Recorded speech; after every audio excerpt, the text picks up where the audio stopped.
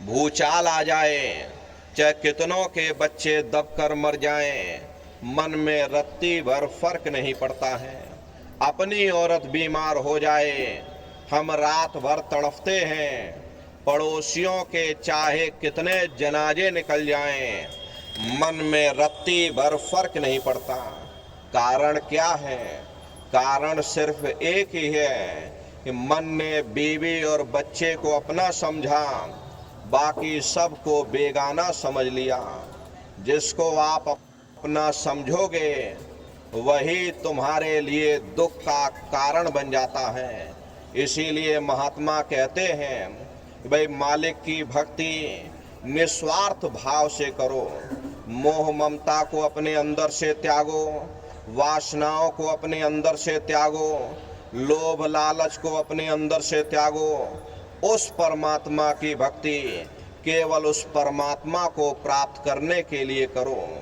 प्यारे बेटे को बाप से मांगने की जरूरत नहीं पड़ती है। बाप खुद चाहता है कि अपने प्यारे बेटे को सब कुछ दे दिया जाए।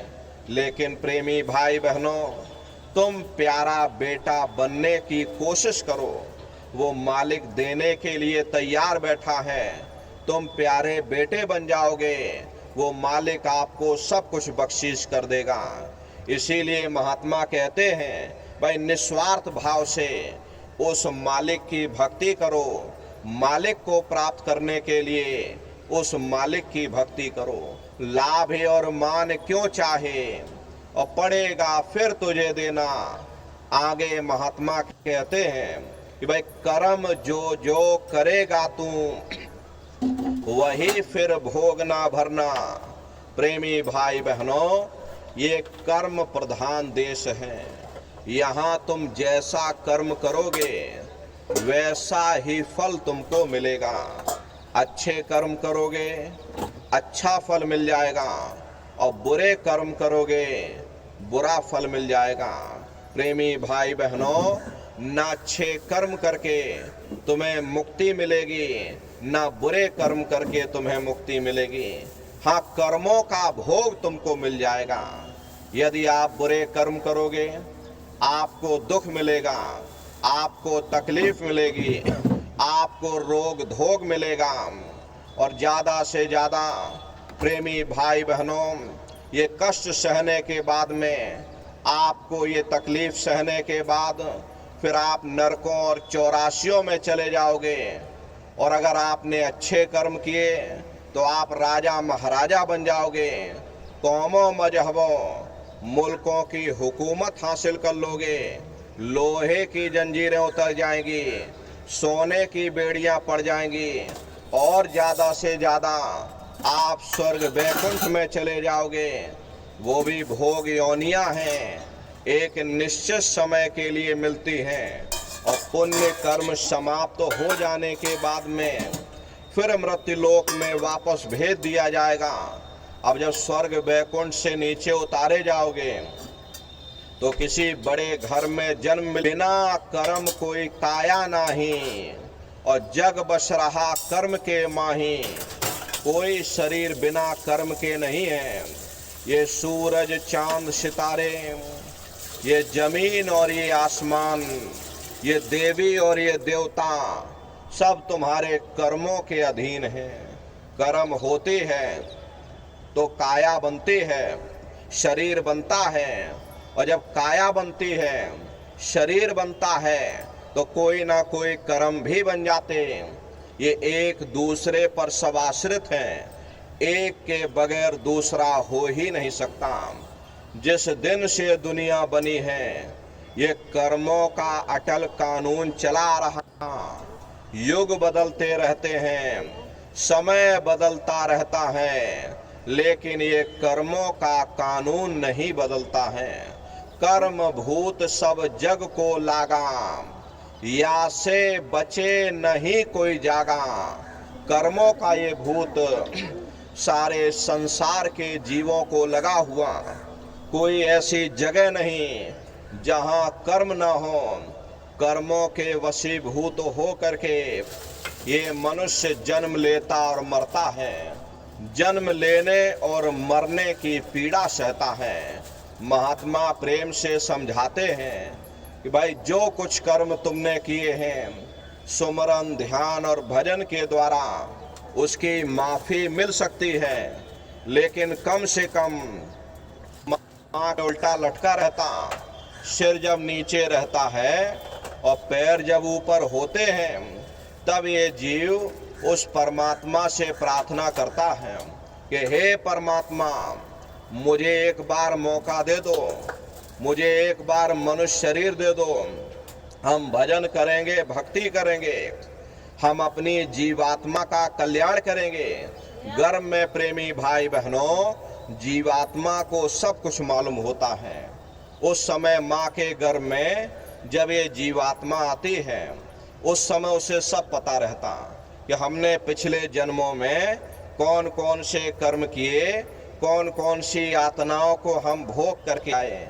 इसलिए जीवात्मा माँ के गर्भ में परमात्मा से प्रार्थना करती है कि मालिक मुझे मौका दे दो, अब की बार हम भजन करेंगे, हम भक्ति करेंगे। परमात्मा तुम्हारी पुकार को सुन करके तुमको ये मनुष्य शरीर दे देता है। जैसे ही ये जीवात्मा माँ के गर्भ से बाहर निकलती है, माया का एक महीन पर्दा, या यूं कह लीजिए कि भूल भुलैया का पर्दा जीवात्मा के ऊपर पड़ जाता। अब गर्भ में किए हुए वादों को वो बच्चा भूल जाता है।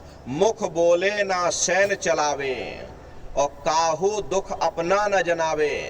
उस समय न बच्चा मुख से बोल पाता है, न जवान से अपने दुख दर्द को बयान कर पाता। दुख में रोवे अत बिल्लावे, मात पिता बुद्धि काम न आवे। जब बच्चे को तकलीफ होती है, बच्चा रोने लग जाता। अब आप बच्चे को चाहे धूप में लिटा दो, बच्चा धूप में पड़ा हुआ, छांव में लिटा दो, बच्चा छांव में पड़ा हुआ अपने सुख दुख को बयान नहीं कर पाता, सिर्फ रोने और चिल्लाने लगता है। अब रोने और चिल्लाने के सिवाय बच्चे के पास कोई दूसरा हथियार नहीं। तो बच्चा रोने चिल्लाने लगता तो माँ बाप की बुद्धि काम नहीं करती कि मेरा बच्चा क्यों रो रहा, क्या इसे तकलीफ है, कौन सी से पीड़ा है। सिर में दर्द होता है तो पैर दर्द की दवा दी जाती, और पैर में दर्द होता है तो सिर दर्द की दवा दी जाती। महात्मा कहते हैं दुख में रोवे अत बिल्लावे और मात पिता बुद्धि काम नावे, और बाल पना अति दुख में बीता और भय किशोर खेल मत लीता। ऐसे ही दुख दर्द और कष्ट सहते सहते, ये रोते गुजरते ये समय जीव का गुजरता चला जाता। अब बच्चा किशोरावस्था में पहुंच जाता। अब आप इस चीज को समझिएगा कि कैसे ये जीवात्मा जगत के जंजाल में फंसती चली जाती है। अब बच्चा जब किशोरावस्था में पहुंच जाता है, अपने सुख दुख को बयान करने लग जाता है, हाथ पैर से चलने फिरने लग जाता, तब वह बच्चा अपने साथियों के साथ खेलना चाहता है। तो घर में माँ बाप पढ़ाना चाहते हैं, मार पीट पितु मात घनेरी, वह भी दुख की भारी ढेरी। जितना बच्चे का वजन नहीं, उससे ज्यादा वजनदार किताबें अब बच्चों की पीठ पर लाद दी जाती हैं। अब बच्चे का मन पढ़ाई में लगता नहीं, वह अपने साथियों के साथ खेलना चाहता, तो घर में माँ बाप मारते, स्कूल में मास्टर और अध्यापक मारते। ऐसे ही पिटते पिटाते और बच्चे का समय गुजरता चला जाता। यह भी दिन दुख गफलत में बीते और सुख ना पाया रहे अब रीते। महात्मा कहते हैं कि भाई ये भी समय दुख गफलत और बेसुधी में गुजर गया, लेकिन सुख नहीं मिला, सुख के आगे दुख आ गए। महात्मा समझाते हैं भाई तरुण अवस्था आवन लागी और मन तरंग अब छिन छिन जागी। कहते भाई धीरे धीरे तरुण अवस्था आ गई। तरुण कहते हैं जवानी की अवस्था को। ये मन जवान हो गया, मतवाले हाथी की तरह मदहोश हो गया, दुनिया की ख्वाहिशें अब मन में पैदा होने लगी कि मेरे पास भी घोड़ा गाड़ी मकान हो, मेरे भी ठाठ बाट हो, मेरी भी हाट हवेली हो, मेरी भी शादी हो जाए। कहते भाई चाह उठी तब करी सगाई और ब्याह हुआ घर नारी आई। जब इसके अंदर चाह उठी तो इसकी शादी भी हो गई और घर में नारी भी आ गई।